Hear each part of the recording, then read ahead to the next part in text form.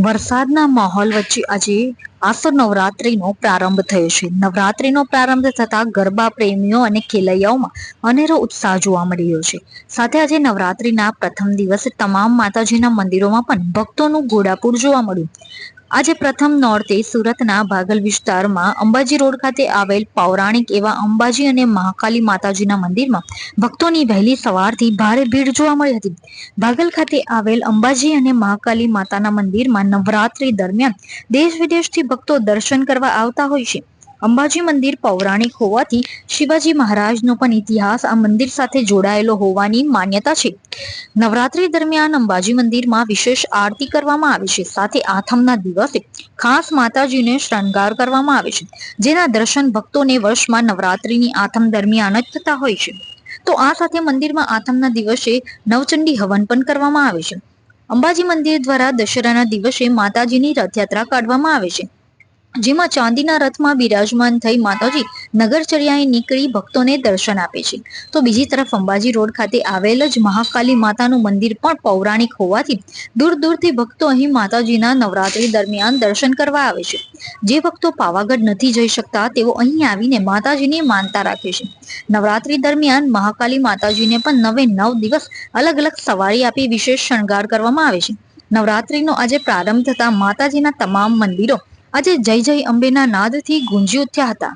આપણું નામ અને મંદિર? મારું નામ પૂજા ગોસ્વામી છે. આ મંદિર અંબાજી રોડ પર ભાગળ વિસ્તારમાં આવેલું છે. આ મંદિર કેટલા વર્ષ પુરાણું છે? આ મંદિર 400 વર્ષ જૂનું છે. આ મંદિરમાં નવરાત્રી દરમિયાન કેવી રીતે માતાજીની પૂજા અર્ચના કરવામાં આવે છે? ભક્તો ક્યાંથી ક્યાંથી? મંદિરમાં ખૂબ સરસ શણગાર કરવામાં આવે છે. માતાજીના વાડી ભરવામાં આવે છે.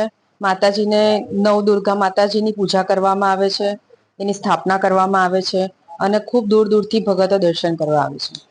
અહીં આઠમના દિવસે કેવી રીતે માતાજીનો શણગાર કરવામાં આવે છે? વિશેષ આઠમે ભવ્ય શણગાર હોય છે માતાજીનો.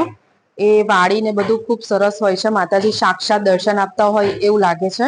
અને આઠમ પર હવન થાય છે, એમાં નારિયેળ હોમવામાં આવે છે અને ખૂબ ભક્તો દર્શન કરવા માટે ઉપસ્થિત થાય છે. અહીં માતાજીનો દશેરાના દિવસે રથ પણ નીકળે છે, એ કેવી રીતે કરવામાં આવે છે અને શું એમાં માતાજી દશેરાના દિવસે ચાંદીના રથમાં બિરાજમાન થાય છે. ખૂબ ધૂમધામથી કાઢવામાં આવે છે.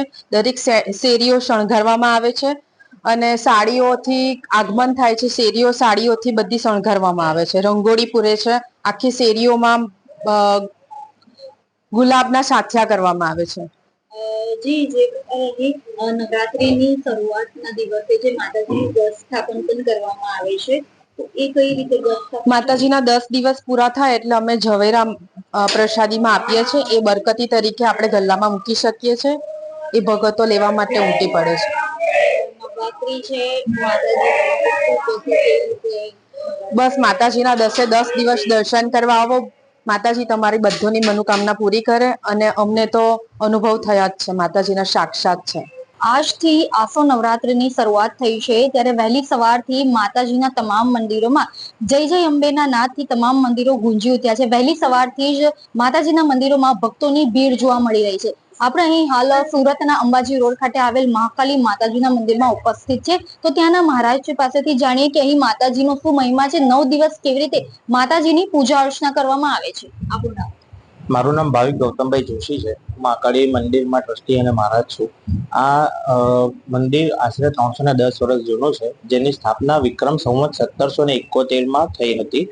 આ મૂર્તિ છે જે 18 ભુજા ધરાવે છે. મહાકાળી માતાની મૂર્તિ છે જે 18 ભુજા ધરાવે છે, જેના વર્ષમાં ખાલી 4 જ વખત દર્શન કરાવીએ છીએ, જે હમણાં આઠમ પર દર્શન તમને બધાને થશે.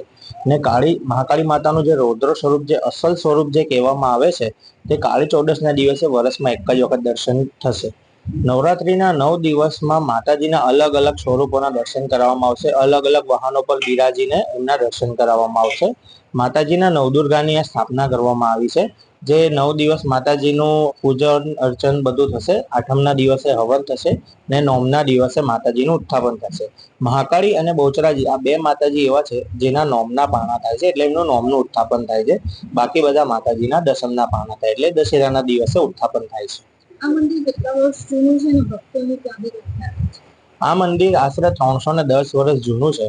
ભક્તો તો નોર્મલ દિવસોમાં પણ આવે છે, પણ નવરાત્રીમાં દશેરો ભગતોનો વધારે હોય છે ને દેશ વિદેશથી પણ આવે છે.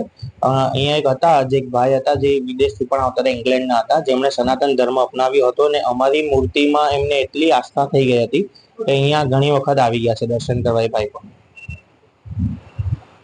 જી, જે પ્રકારે આપણે અહીં મંદિરના પૂજારી સાથે વાત કરી, તેમને જણાવ્યું કે જે સુરતનું આ જે અંબાજી રોડ ખાતે આવેલ મહાકાલી માતાજીનું મંદિર છે, જે અતિ પૌરાણિક છે અને ભક્તો અહીં દેશ વિદેશથી દર્શન કરવા આવતા હોય છે. તો ખાસ અહીં 9 દિવસ માતાજીને અલગ અલગ સવારી આપવામાં આવે છે, તેમજ અલગ અલગ રીતે તેમનો શૃંગાર કરવામાં આવે છે.